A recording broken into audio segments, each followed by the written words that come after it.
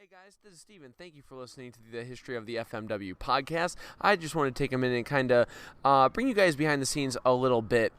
Right now, I'm actually in the Shanghai airport on my way to Tokyo. I'm going to be in Tokyo for about 2 weeks, and after that, I'm likely going to be heading out on a little bit of an excursion through Nepal and maybe India and a few other places. So I'm not sure how many episodes me and Bahu are going to be able to do of the history of FMW. When me and Bahu started this, our goal was to do 2 episodes per month, and for the most part, we've been able to do that. I wanted to let you guys know what goes into creating these shows. So first, what I do is I go through all of the old observers of the time, and I scour for anything involving FMW, Wing, IWA, Onita, Mr. Pogo. I search for names, I search for events, and I create a basic outline of what's going on in that year. Then I go to Bahu's site and I get the results of the year. And then I go to Cage Match, and I'll usually use that for results for shows like Wing or Oriental Pro, whatever might be coming up in that show. Then I send all of that to Bahu, and together we create a script of what's worth talking about, what's just kind of mundane goings on that's just not so interesting, and then we have to record it. Now, for those who don't know, I actually live in China. I live in a city called Wuhan. It's a bit of on the outskirts of China, and recently the Chinese government, they've decided to screw with Skype. So if you're noticing that a couple episodes ago, you started hearing when Bahu talks, there's every now and then there's these small jumps. Well, that's because every minute Skype will pause for about 8 seconds. Now, I do my best to take out these pauses, but there's always going to be a little artifact there of some sort. Well, I'm in Japan. I'm going to be seeing a lot of freedoms, a lot of big Japan. I'm going to be seeing a lot of death matches, and I'm going to be writing a lot about it on my website, which you can find at indiewrestling.wordpress.com. I suggest everyone go there, and I definitely want to give a massive shout out to Bahu. One, for taking time and doing this show with me. I was telling a friend, he said, you should, because he had never heard the show, and he said, maybe Dave Meltzer would want to appear on your show. And I said, what do I need Dave for? Dave didn't cover FMW in the way that Bahu has. I mean, he's just the absolute perfect guy that you would ever want. And I also want to send you all to Bahu's website, fmwwrestling.us. It really is the greatest news source you could ever want for this time period. And even now, he still writes these incredibly lengthy updates about FMW and a lot of the indie deathmatch scenes going on right now. So with all of that said, I just want to let everybody know, if you don't see an episode for a few weeks, it's just because I'm in India somewhere.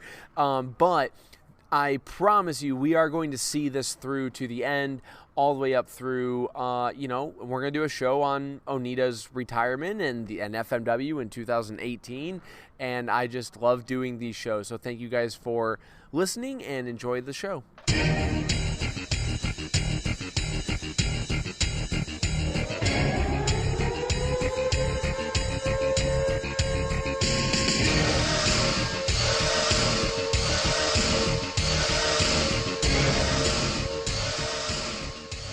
Hey guys, welcome to the History of FMW. This is going to be episode number 10. We're going to cover the second half of 1993, and this is going to start in July. Now, opening up in July, a company called Oriental Pro, they fold at this time, they absorb into Wing. Do you know what talent came from OPW to join Wing? Just Katsuhiko Matsuzaki and Hiroshi Itakura, I believe, are the only 2 guys. So it wasn't too much. It wasn't, there wasn't that much to the promotion that, they were really going to get out of anyway. So it was a struggling promotion from the start for a reason. Cool. Also, at this time, Wing would start the tournament for their new heavyweight championship on July 11th, and it's ultimately won by Bill DeMott, aka Crash the Terminator. Is there any reason why Crash was chosen to be the first champion over the bigger stars? Yeah, he was thinking about going to the WWN promotion, which was an independent promotion, I believe, Paul Heyman actually was working for around that time period as well, or had at least. And they were looking into making him one of the top guys. And so this was kind of Wing's way of being like, look, we'll make you top guy. We'll make you our first champion for him to stay. Cool. Now, two more guys who are going to rejoin Wing on the July 11th show that we haven't heard a lot about is going to be Jado and Gato. What are their careers like up to this point? They pretty much kind of were with a lot of the Universal wrestlers. They had worked the Universal promotion, that Lucha Libre Japanese promotion in 1990, and then they ended up going to Mexico, work in Mexico for very little money around 91, 92. And so, this is kind of their way of coming back into Japan and making a name for themselves. Cool. And also at this point, Leather, their face, disappears from the cards for Wing. What happened to Mike Kitchener? Kirshner. He ended up getting arrested. I forget the details. I could probably look it up for a future episode because I'm sure we'll talk about him again. But I believe off the top of my head, he ended up getting into a fight with a photographer at a restaurant. I believe the photographer was kind of being too pushy or something like that. And Kirshner ended up punching him and getting arrested, and ended up having passport visa problems pretty much the rest of his time in Japan. But so he ended up going to jail as a result. But I could probably find the official details down the line. But I believe it was him punching a photographer. Cool. Not cool for him. Also at this time, Dave wrote that now he just writes this. He says because Pogo left, they're canceling international tours for some of the wrestlers. What does one have to do with the other? I would think that they would have more money for the tours if Pogo left. Well, they don't. They want like Kanemura and all that. They want them back because Wing's going to run shows, and they don't want them missing any of their shows. They need everybody, all hands on deck. We need everybody back because Pogo's gone. So anyone that could possibly help draw and fill the card out, we need them. We can't let them. We can't afford them to be somewhere else anymore. All right, cool. Now, final Wing note for the month is that Wing starts to advertise a show on August 2nd. This is going to have a match between Matsunaga and Freddy Krueger, and it's going to be in a cage made of glass. We're going to talk about this idea for this match a couple more times throughout the month. Now, on July 24th, FMW, they would do another stadium show. They drew 12,000 people to see Onita defeat Pogo in a no rope exploding barbed wire double hell death match. They keep adding more and more words to these matches. What does the double hell stand for? Double hell is two explosive barbed wire boards outside the ring. So there's the two different sides. So that's what double hell means. Just two exploding barbed wire boards outside the ring. Cool. And the people they drew 12,000. Was this a good draw for this show? Yeah, it's not a very big stadium. I don't know how much more it would fit. Actually, I think it was almost filled up, so it did really well right away. It's actually a really cool scene. I've posted pictures of this of this show before. There's actually a giant NASA rocket ship right outside the building. So you're seeing the wrestlers wrestle, and right outside there's a big space, a rocket ship right outside. But it was actually because NASA had had its own kind of theme park right next to it, and so they had their own life size rocket ship. So it's a really cool scene. If you ever see the pictures from the show, but yeah, it did really well. And it was the start of Onita and Pogo. Yeah, this feud still can draw. Yeah, and it draws and draws and draws for years. Now, what are the storylines going in and coming out of the match? So Mr. Chin ends up. So pretty much what happened was we talked about last episode. Mr. Chin was brought in, and he comes in to try and help Onita after Pogo attacks after the loss. Pogo attacks him, and so he blows fire on Mr. Chin. He's about to blow fire at Onita again on the back, and Eiji Azaki actually rushes to the ring to cover Onita, try and stop Pogo from burning him even farther. Cool. And also on this show, Damien gets a new partner. It's a wrestler named Zombie. Do you know who is Zombie? No, I don't know who he is. I would imagine he's a Tijuana wrestler that just they put a mask under, but I don't know exactly who he was. But I would imagine he had a relationship with Damien based out of Tijuana. Also on this tour, making his debut is going to be Masato Tanaka. Where did he train? And if you just want to give a quick bio of him going forward.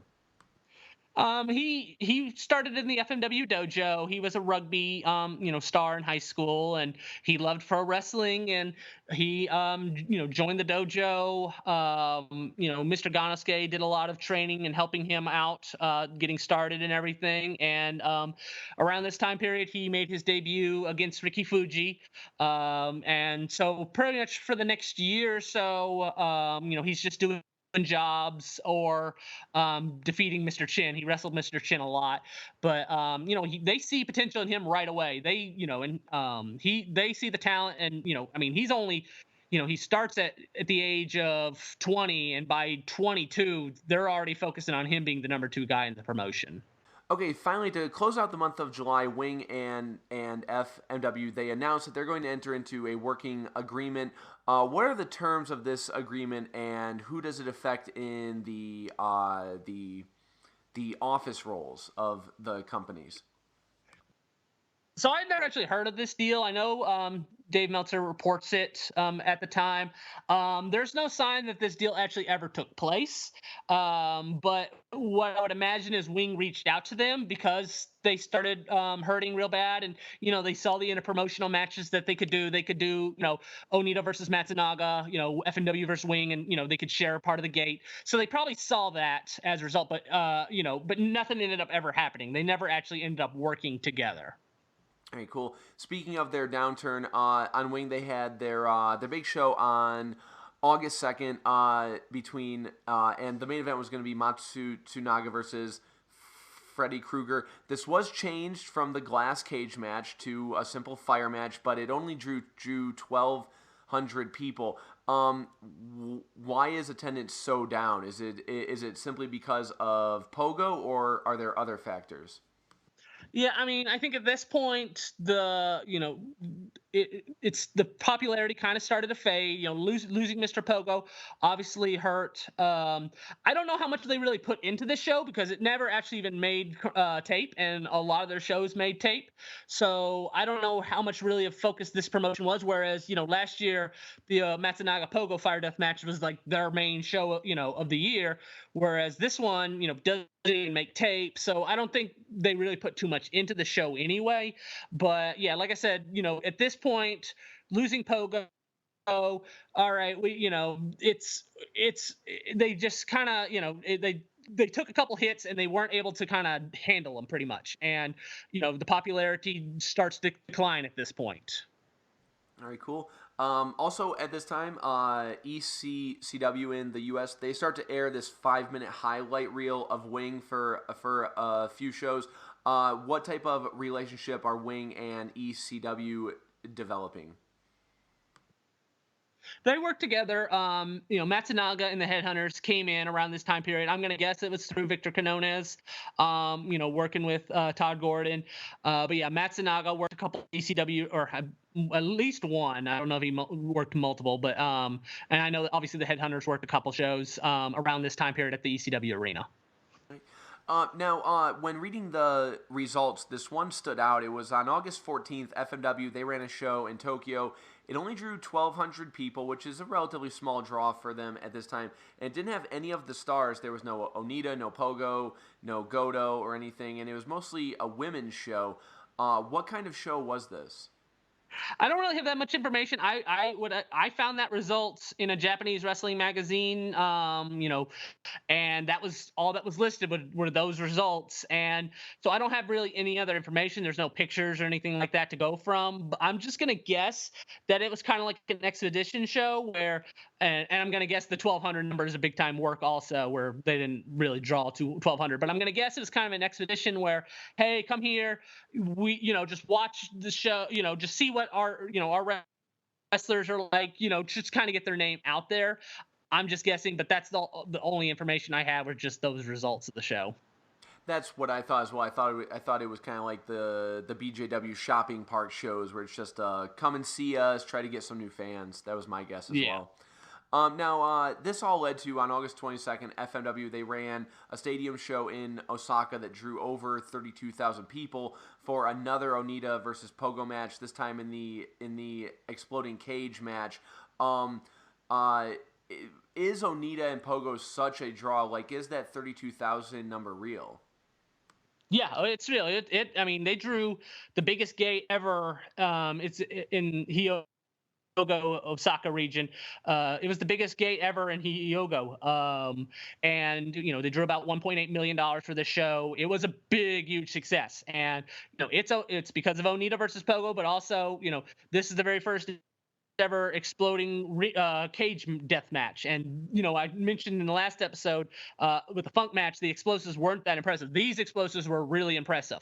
The image of how much the cage explodes and just it's great. It's actually the first ever FMW match I watched, and it got me hooked right away. Just because just this this thrill, the clock counting down and everything like that. And so this was a huge success all the way around. And again, this is what set up for pretty much the rest of Onita's time in FMW against Pogo, where hey, this match draws. Let's see how we can carry it out here for the next couple years, because these two guys are meant for each other, good versus bad.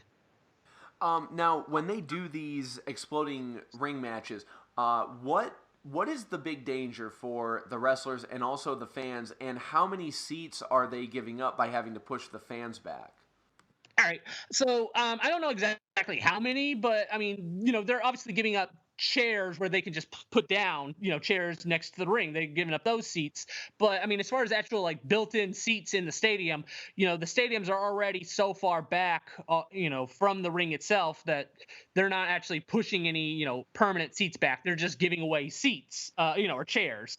And so, I mean, it's definitely worth it, because the explosions are such a draw and everything. And as far as danger, I mean, there's really not that much danger. I mean, as far as the actual explosions in the ring, those are kind of contained. The only obviously the barbed wire aspect, or hitting the explosions, those will cut you up, and and everything. But as far as the actual explosives, it's not too dangerous. The only thing really is the smoke that you got to deal with. Yeah, Funk said that the worst part is after you can't breathe from all of the smoke, which I would imagine. And you do Mm-hmm. see little bits of shit all over the ring during these matches, so it's definitely dangerous as far as that goes. Now, this match was for the FMW Brass Knuckles title. Why did they change titles, and what happened to the WWA World title? Well, it's the WWE martial arts title, because around that time, Onita was going up against Spinks and Gregory Vercheshev, so he's having these mixed martial art, martial matches against martial arts, judo and boxers and everything. At this point, it's going to just be death matches and everything. And they had already originally had the WWA brass knuckles title when they started, so it was kind of a combo of let's have our own title, our own FMW title. Let's we're not really doing martial arts matches anymore. Let's go back to brass knuckles. That's kind of the sign of street fight and everything like that. So it's just a way of creating their own title for the first time. Very cool. Also on this show, Terry Funk returned to team with Godo to take on Sheik and Sabu. You kind of talked about it last time, but what are the terms of Funk coming back, and what are the feelings towards Onita to do this match? Well, they brought him back as a face at this point.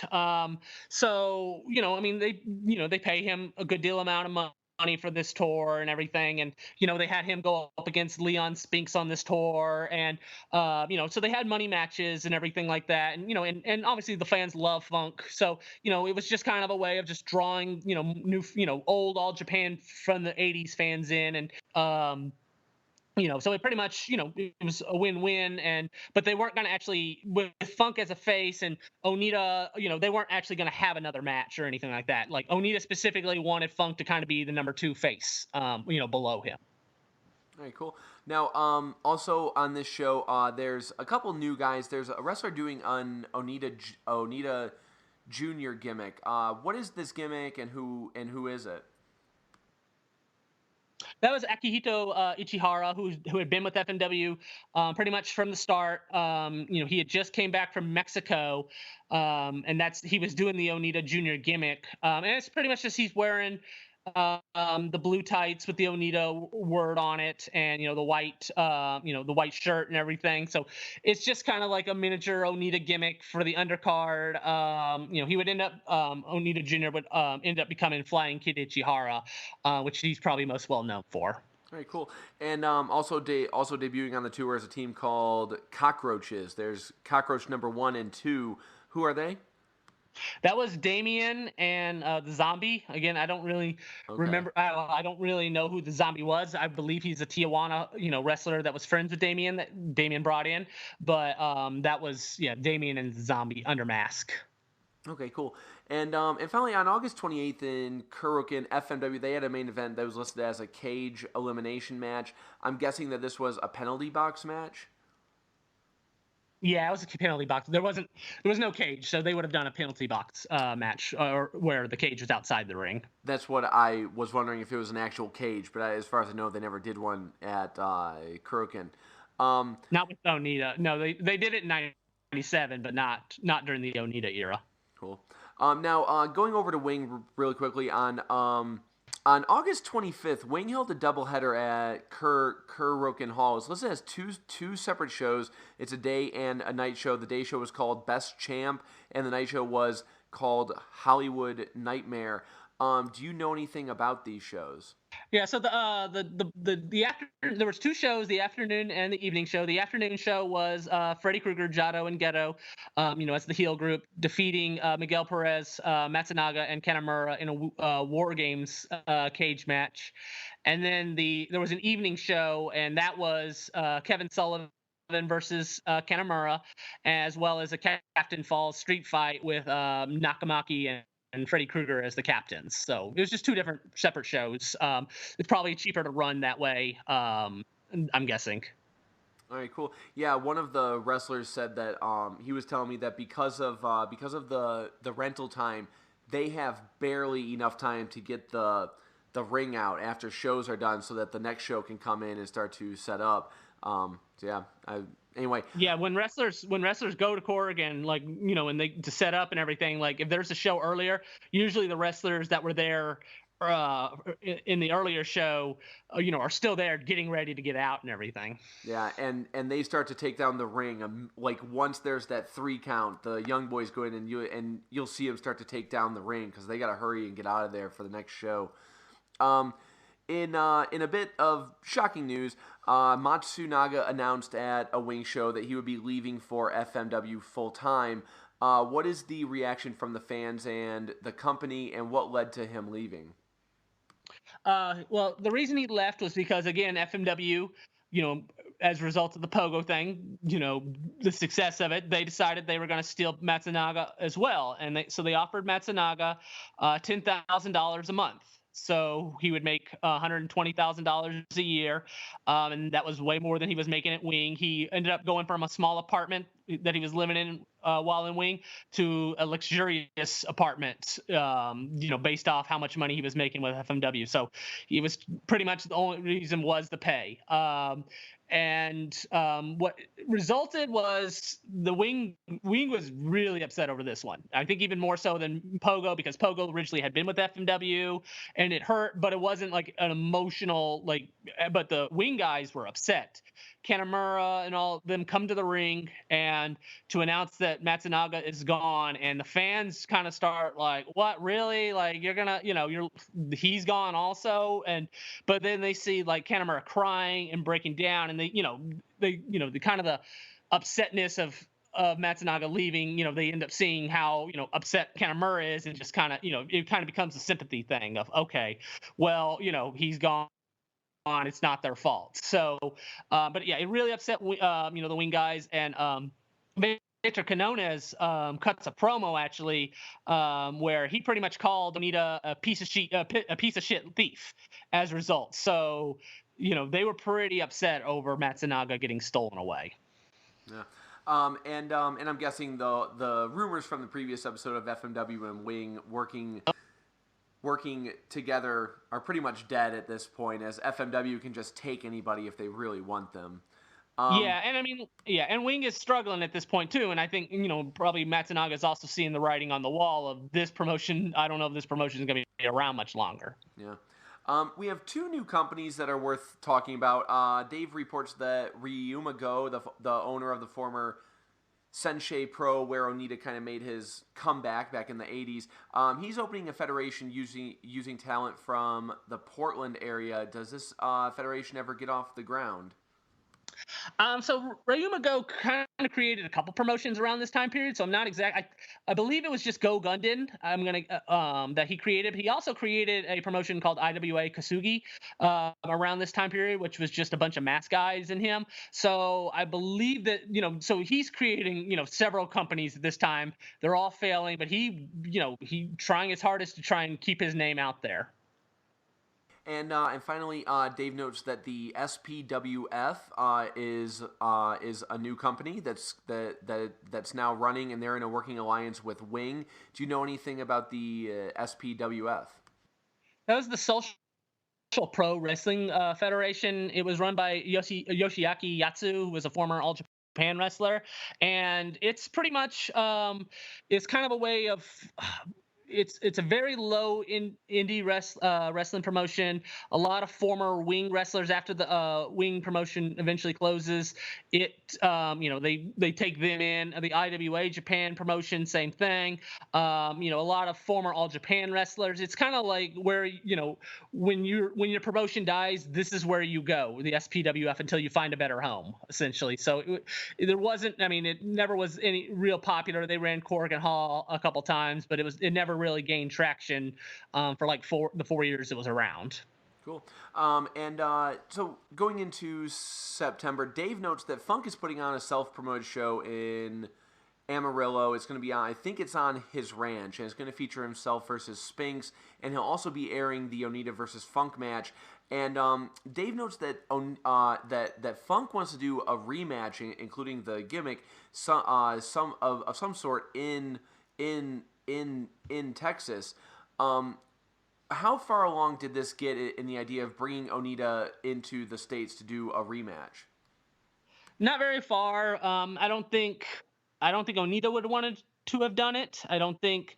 I think Onita probably would have done the job, and I don't think he wanted to do that. I think that it wouldn't have really. I mean, I don't know the seating situation because it would have been Funk's ranch and everything. I don't think it really ever had legs, and it never really came close to happening. And I think Funk wanted to do it, and I don't think Onita really wanted to do it. All right, cool. Now, Matsunaga debuted for FMW on September 1st in Sapporo. What were the circumstances of his debut? So he comes in the ring and after the match and attacks Onita, starts laying kicks to him and everything like that, and joins up with Pogo.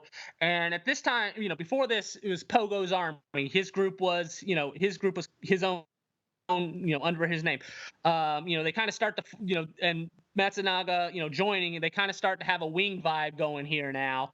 But they legally couldn't use the name Wing because Wing was still going on. But it was kind of like, hey, here's the Wing group that's just, called Pogo's Army. And and this is to set up Matsunaga, Onita, the dream match. Cool. Speaking of that, jumping ahead a little bit, on September 15th, Matsunaga had his debut match teaming with Pogo to face Onita, and they announced that they're going to have a match on December 8th.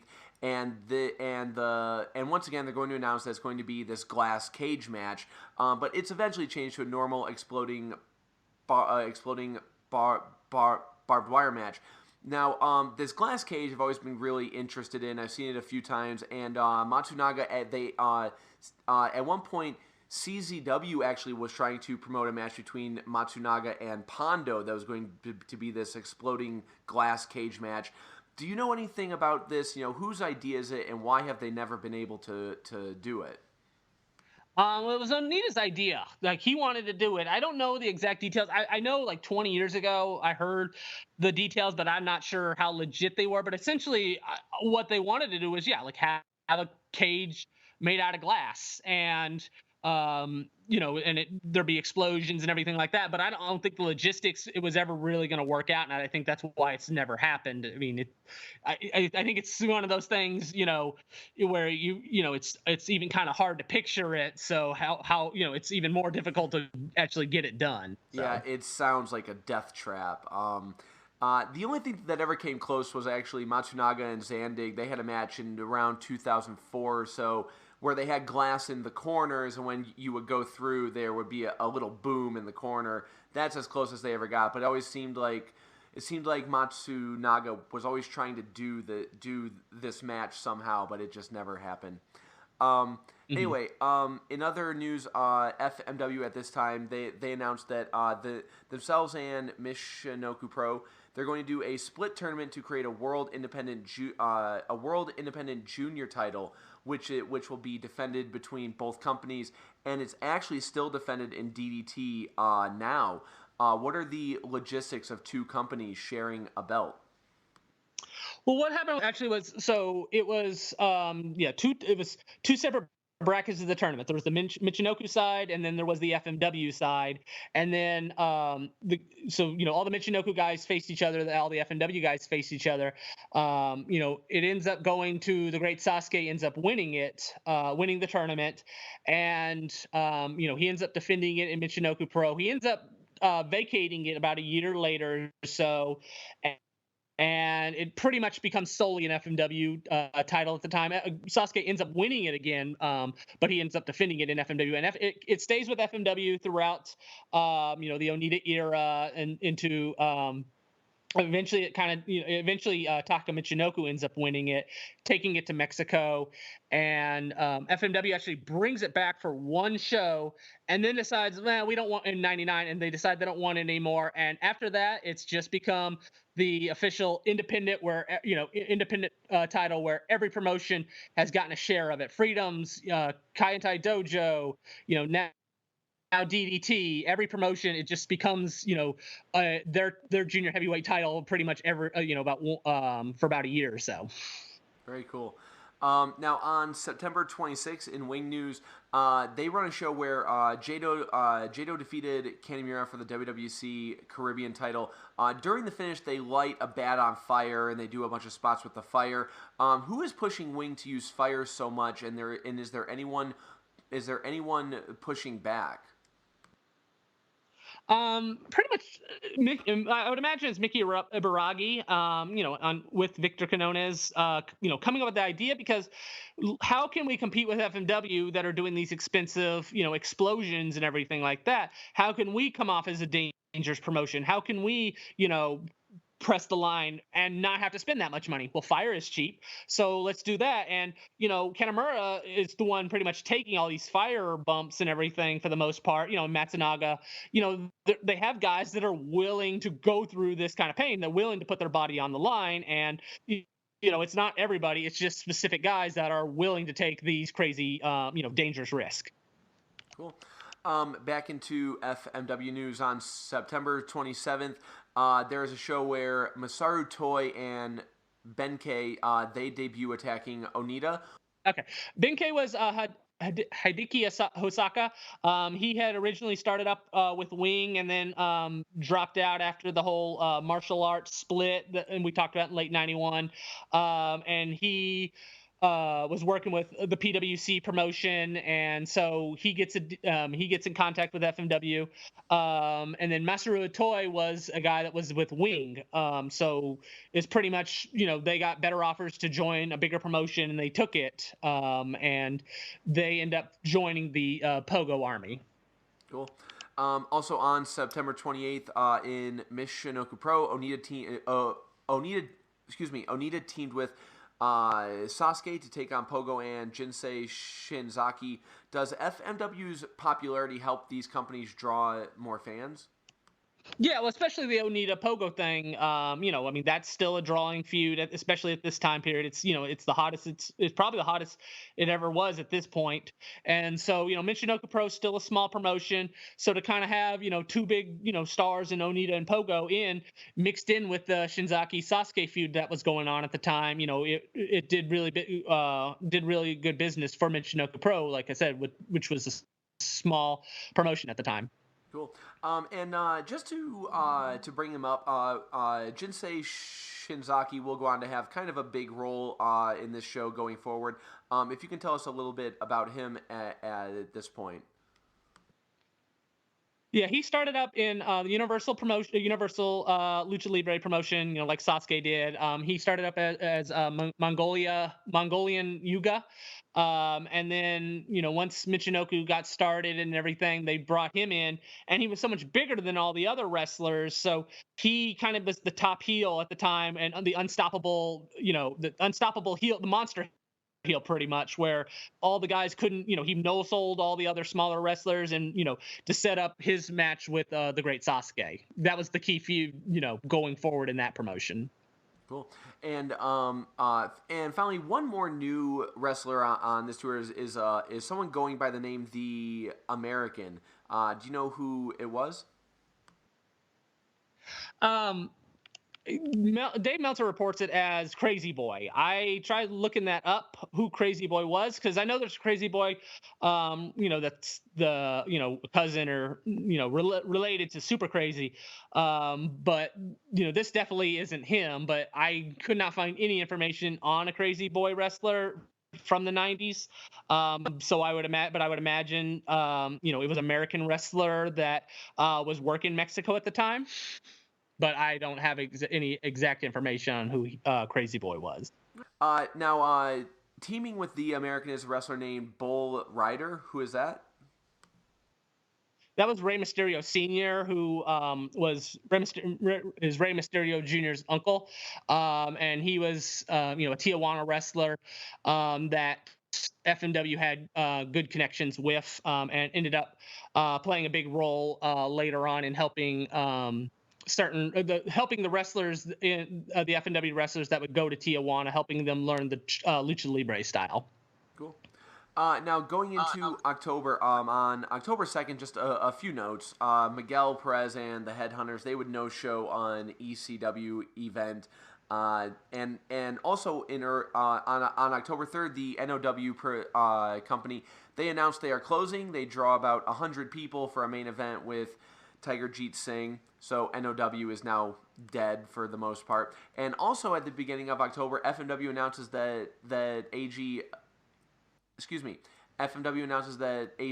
Azaki will be taking a year to wrestle abroad. Now, where will he be going? So he gets told he's going to Tijuana, and he isn't really given very much information, though. It's just, you're going to go to Tijuana and you're going to wrestle there. And so he's sent to Tijuana, and he ends up, living with Damien, who was working in FMW at the time and everything, but he has no bookings. And so he, for the first couple months, is just living in Mexico, going to the beach, working out, living with Damien pretty much, and not getting any bookings at all. And so FMW didn't really set him up to, they didn't have a deal with any promotion specifically. They just said, hey, go live with Damien in Tijuana, pretty much. You wrote a couple, I don't want to say funny stories, but a couple odd stories from when he first got there. What happened when he first got there? Well, actually, let me tell you a story real quick. And this is, pretty much well known from Shoshi Arai's book. The reason that Azaki is sent there, and again, this is just what Shoshi Arai states in his book. So, but Shoshi Arai states that Izaki was sent there as a result of Onita being jealous of Izaki, because whenever they'd go out to the clubs and everything after the shows, Izaki would get all the girls instead of Onita, and Arai stated that Onita was jealous of Izaki, and pretty much wanted him to get out of there as a result. Izaki gets there, and he lands at the airport, and he is just waiting, and he's just waiting, and he's just waiting, and Damien's supposed to pick him up. Nothing. He just, for 4 hours go by, and he ends up finally, Damien ends up finally showing up, and he offers no, I'm sorry, no, nothing, just hey, here I am. And so the relationship already kind of starts off on a bad end. And while Izaki is there, he's not working, he's just working out at the beach, getting a tan. He's not doing nothing, not getting paid for anything. He's like, Damien, when are you gonna get me booked? Are you gonna get me booked? And Damien's like, yeah, sure, I am. Yeah, I'll do it. I'll do it. Nothing ever ends up happening until Izaki ends up having to be like, hey, what the hell? You told me you were going to get me booked. Like, why not? And Damien's like, well, why is any promotion going to book you? Eiji Izaki, who are you? Like, they're not going to book, just some random Japanese guy. You got to come up with your own gimmick. And so, being in Mexico and everything like that, Izaki decides, okay, I'm going to come up with my own, with my own gimmick, based off the lucha libre style and everything, with a mask. And he ends up staying up all night and, creating his own style of mask and everything. And him and Damien go to a mask creator in Mexico. And he shows him the mask, and it's this unique style that no one has. And the mask guy is like, I can't do this. I'm not gonna make this mask. This is like this is like no other mask that's ever been made. There's you see there's no top. All other masks cover the hair. This mask doesn't cover the hair. And Izaki's like, I want this mask. This is the mask I want. Can you make it? He's like, oh, fine, I'll make it. Yeah, sure, I can make any. This guy is a very, very talented mask creator, and so he ends up eventually making the mask. It goes, Izaki's going through a whole bunch of drama with dealing with this guy, and that's the issue he's dealing with. It seems like, where it's just pushback at everything, and so he finally comes up with the mask and whatnot, and he comes up with the name Hayabusa, and he names it after. Pretty much there's a Japanese theme park, and it's called the Hayabusa. It's one of the fastest roller coasters, and it's kind of the theme, this fast falcon bird, and that's what he kind of wanted to portray. So he and it's only for Mexico. When he comes back to FMW, the plan is for him to go back to Eiji Izaki, but so eventually he ends up getting booked a couple shows in Tijuana as a result, wearing with his Hayabusa attire. And I mean, it's a pretty cool design. It's and I know everyone's seen it and whatnot, but it definitely stands out, and it's one of the reasons that he got so popular throughout his career. Now, what is the history and the intent with the Japanese companies sending the talent out on these foreign excursions? It's pretty much just to get them seasoning, learn a different style. I made mention before, Izaki was doing a moonsault, so he'd already established, he could do these high flying type of matches, and so let's get him trained in the lucha libre style. And they sent out they sent other wrestlers to Mexico as well. So it wasn't just Izaki, but it was kind of the ones that they saw potential in becoming a high flyer, that they weren't going to learn that high flying style, or master it in Japan, under their teachers. So go to Mexico and learn that style. So Izaki actually had to relearn how to work, and he trained with Rey Mysterio Sr.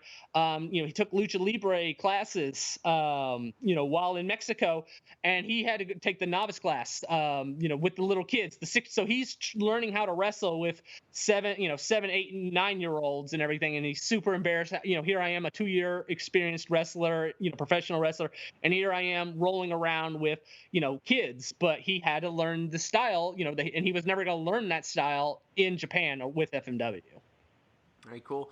Now, going back into some normal news, on October 15th, FMW ran a show that had the debuts of Hosaka and Kuroda. Now, we've already discussed Hosaka, but where did Kuroda come from?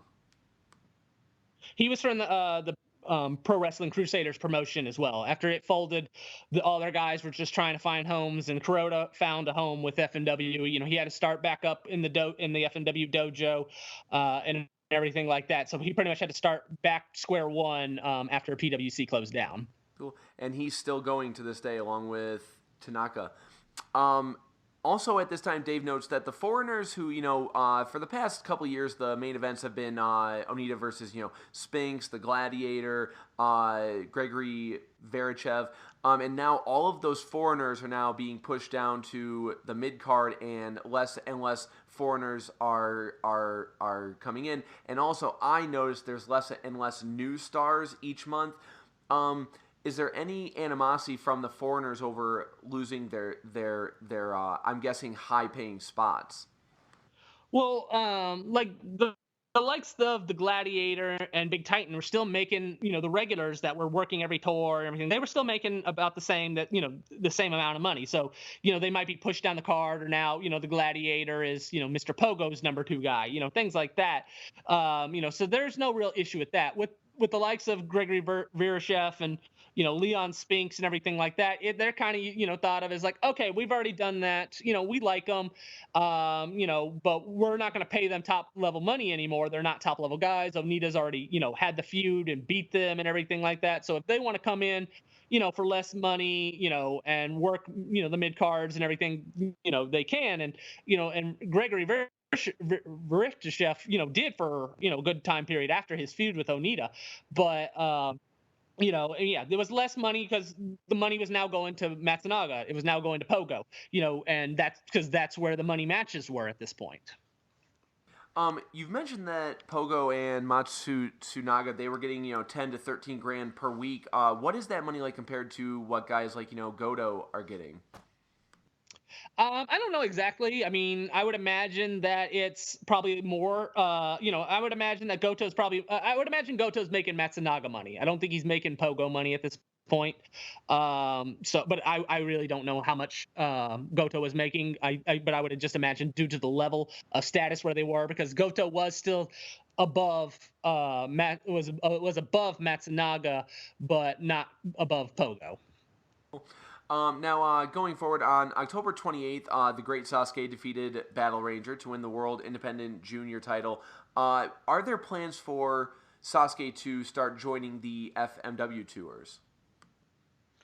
Not really. I mean, well, he would wrestle, but kind of more of having Michinoku matches. Like, where he would take, 6-man tags and everything like that against Shinzaki, where it would be kind of like Michinoku matches on the FMW card more than, Sasuke versus, Mr.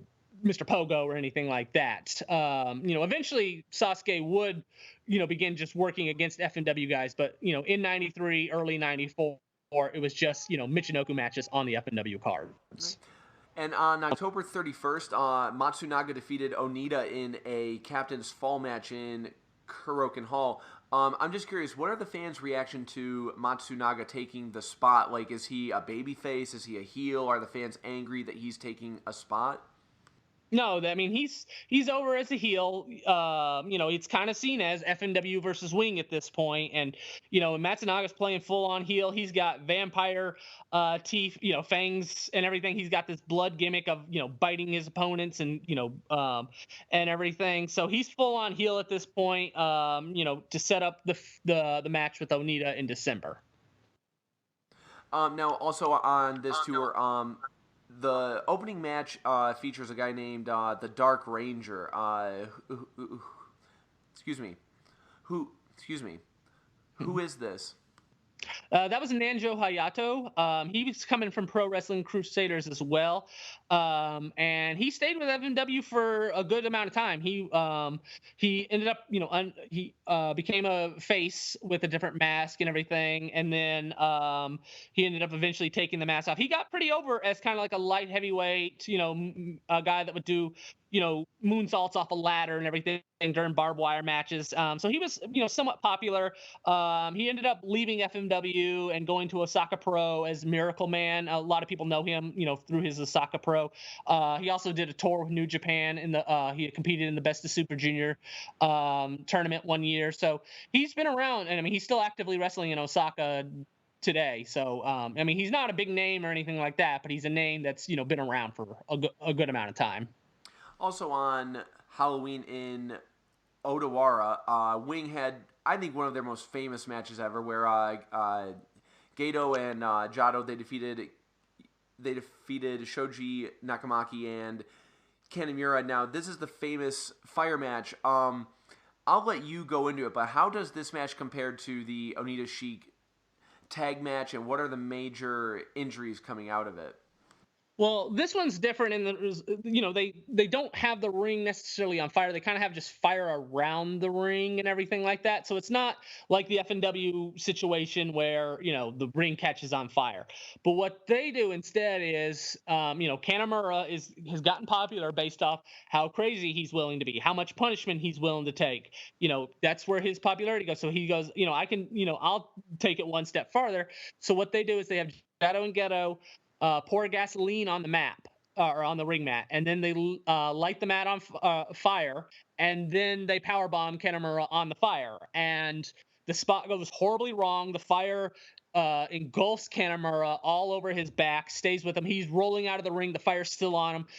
Everyone's freaking out. They're throwing towels, trying to pat down the fire. I mean, it stayed on him for a good couple seconds, and it was big fireball, just stuck on his back pretty much. And they're pouring water, and the referee calls the match and rewards Jado and Ghetto for the win.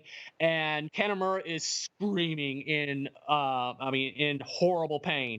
He is in, this is one of the most painful scenes I've seen as far as a wrestler and what their body what happens to their body. And he ends up 75% of his back gets burnt. I've seen pictures weeks later where his entire back is pretty much just gone. It's just been completely burnt off. And he's out of action. And, Kanemura's not someone that wants to take off. He ends up, missing pretty much a good 4 or 5 months as a result due to this back injury. And I mean, and this injury stayed with him for years as well. Yeah, I've always, if you've seen it, you've seen it. I've never seen a man engulfed in flames outside of some type of action movie. You hear, he got burnt on 75% of his back, but I never saw the photos. And then they're on your, for anyone who wants to see them, there are photos on Bahu's website that are chilling. And finally, also in Wing News, on this tour, I saw the debut of Hito Takayama. I didn't put two and two together, but this became Hito. If you can tell us a little bit about Hito up to this point. He started up with Wing at this point. He came up through the Wing, and then after Wing eventually closes down, he ends up finding a job with FMW, which is probably he's best known for. But this is where he got his start and why he was always in the Wing alliance with Kanemura and Hosaka. And he also went on to marry Megumi Kudo, which is a big win for him. Yep. And finally, just a quick note, because I'm always curious about the smaller companies. Pro Wrestling Crusaders, they drew 200 fans for a spike nail death match between Power X and Shinji Takano. You've talked about them a little bit. Were Pro Wrestling Crusaders also doing the hardcore style? I believe so. I'm not too knowledgeable on this promotion, but yeah, I think that they would, have a death match or two every so often, but I don't think it was a death match promotion. Yeah, I've never even heard of them until this show, and it's funny that as you mentioned, a lot of guys are coming over from this company to either Wing or FMW, so it's just kind of interesting. It actually lasted for a while. I mean, I think different versions, but there's been like a Pro Wrestling Crusaders promotion, the smallest of indies for like decades. It seems like. Yeah, yeah. It feels like in Japan, promotions never die. They always just keep getting rebranded and renamed and brought back and everything, which we're gonna see in a minute. So going into November, Dave noted that Sabu had a WWF tryout match against Owen Hart, and the WWF they made an offer for him to come in full time, but he turned down their offer. Why would he turn down their offer? It wasn't that much. He was making more in FMW, so why burn your bridge with Onita, who's paying you more and is the one that kind of got your name out there and everything for this WWF job that's not offering as much money. So it was just kind of too like, why am I gonna burn bridges when I don't have to? All right, and I loved reading this. At the end of November, Dave writes that Onita got an offer to participate in the Royal Rumble in 1994, but he ultimately turned it down. First, his claim was that Onita was going to do an appearance for ECCW, and then later that turned into he had to turn it down because he was going to film a movie. How much of this is real, and like, what's the real story behind this? I mean, he was in movies, so I mean, I would imagine that's the case. I don't think he just was lying, randomly making things up. So I would imagine, and he was making movies around this time period. So I would imagine that is the case. Now he might have, lied a couple times or whatnot, to get around it. But I think at the end of the day, he was filming a movie. Okay, and also, do you know about the story that Onita claimed that he's been invited to WrestleMania in 2018? No, I haven't heard anything about that. Oh, I saw it on Twitter yesterday. He gave an interview where he claims that he's got an invitation to go to Mania and be a featured guest. Anyway, what type of movies? I'm sorry? I said, we'll see. Yeah, I would pop for it. I don't believe that. I mean, I would be shocked if it happens, but same. It'd be interesting. Now, I'm curious, what type of movies are Onita doing? Action movies where he's the top guy, the hero, and saves the girl, at the end, and against the bad guy. There's one of the movies he actually has a sex scene in where he's playing with her breast and everything like that. Like I haven't seen any of his movies other than one with Megumi Kudo, which that was an FMW kind of related movie. But there's one where he's just this hero and he has his own sex scene and everything in it, so kind of fill his ego. Also in FMW news in November, one of the debuting people is going to be Goshu Gowara. Yeah. Who was this? He's an FMW dojo boy. He came in, around this time period. Not very good, kind of awkwardly lengthy, tall. Like I said, never really was a good worker. He's still around to this day, working shows every so often. But and he's probably most known for having the Mr. Pogo 2 gimmick after Mr. Pogo originally retired. But yeah, at this point, he's just a dojo boy who is I mean, the boys like him, but by no means were they ever, is he ever really pushed as a serious wrestler. Some new faces in Wing are going to be the Moondogs. I've always heard a lot about them, but I don't know that much about them. They were around in Memphis, and they had worked WWF in the 80s or so. I mean, it's just kind of two lunatic, crazy guys with a bone in their mouth, big beards, just acting like insane, crazy guys, pretty much. Very cool. And finally in November news, Kendo Nagasaki announced that they have a new young investor and they're going to restart the NOW. Do you know where this restart leads and who is the investor in it? I don't know the investor. I know that it leads to it closing down probably like a year later. So it's not a successful promotion, and eventually leads to the creation of Big Japan. That's what I'm mainly waiting for. To round out the year on December 8th, FMW they ran their show where Onita defeated Matsunaga in a it's just a simple exploding barbed wire match. But apparently the match has a lot of complaints from the fans. Do you know anything about the reaction to the match?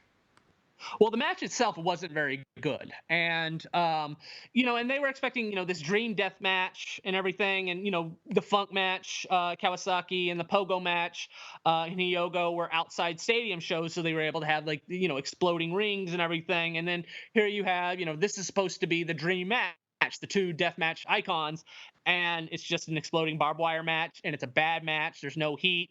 Being inside, you can't really do as much. The card as well. This is probably the biggest FMW card at this point as far as matches. There's so many different matches, so the show goes on forever and ever and ever to lead up to this match. It's kind of dull, disappointing. So it was just all the way around. It was not a success for FMW as far as just popularity goes. All right. And I'm curious, how long does it take them to set up the ring for the explosion matches?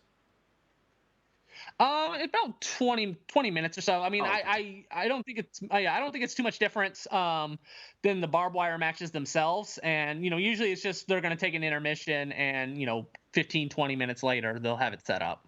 Well, it's compared to when CZW runs the Cage of Death, they're notorious for taking almost 2 hours to set up the cage, and by then the crowd just wants to go home and go to bed. So I was just kind of curious about that. Uh-huh. Well, that about does it for 1993. We'll come back with 1994, where there's some new players in the game and a lot of political stuff going on. It's a very exciting time, and that's about it. Brett, do you want to? We didn't cover it, but there's going to be that retirement match for Onita's student Sase or Sase. Oh, Masahiro Sase? Yeah, I don't know. Is that worth talking about? Do you want to talk about that? I think I talked about it last episode, but yeah, he's gonna have his retirement on the 19th. He's gonna team up with Masato Tanaka, and he's gonna take on Jun Kasai and Nosawa Rangai. It's gonna be the main event at Shinkiba. Like I mentioned, I think in the previous episode, Sase, he's not very well known. He's always been an undercard wrestler, but he's very rich and wealthy, and he was actually one of the main backers on the Tremont exploding barbed wire death match in Japan back in October. He actually got that all set up and booked and everything and promoted the show. So, it's not a big loss in the sense of he's just an undercard guy, but it's a big loss in the sense of this group is losing someone that's willing to put money down and have bigger and promote bigger shows. So those kind of losing those kind of backers hurt, because now you lose the possibility of running an outside barbed wire exploding match or something like that. Now you're just with people that are only willing to run Shinkiba or something like that. I have just one question. Do you know if there's any I don't want to say heat, but if there's any friction between Onita and Kasai? Because I have various theories in my head, but I was wondering if you had ever heard of that. No, they worked together back in 2013. Onita came to Freedoms for about 3 months, actually about 6 months or so, and he worked a program with Kasai. And they did a couple 6-mans, and it was actually built around Onita saying light tubes aren't real deathmatch weapons and stuff. And it kind of set up to where like, oh, you think they're gonna have this dream death match between the two deathmatch icons, and it never happened. I mean, it just they had tag matches and whatnot, and then it just ended. And it was most likely because of politics, where Onita's not going to lose to Kasai, and what's the point of Freedoms having Kasai lose to Onita?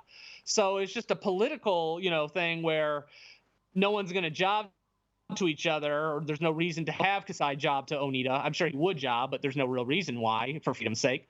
So, I mean, there might be that issue, but I don't think, I mean, I've never heard anything as far as there being actual heat between the two or anything like that. Okay, there's what it comes from is I noticed that for a long time Onita would run opposite Freedoms for a lot of shows, and I always thought, well, they're drawing against each other, you know.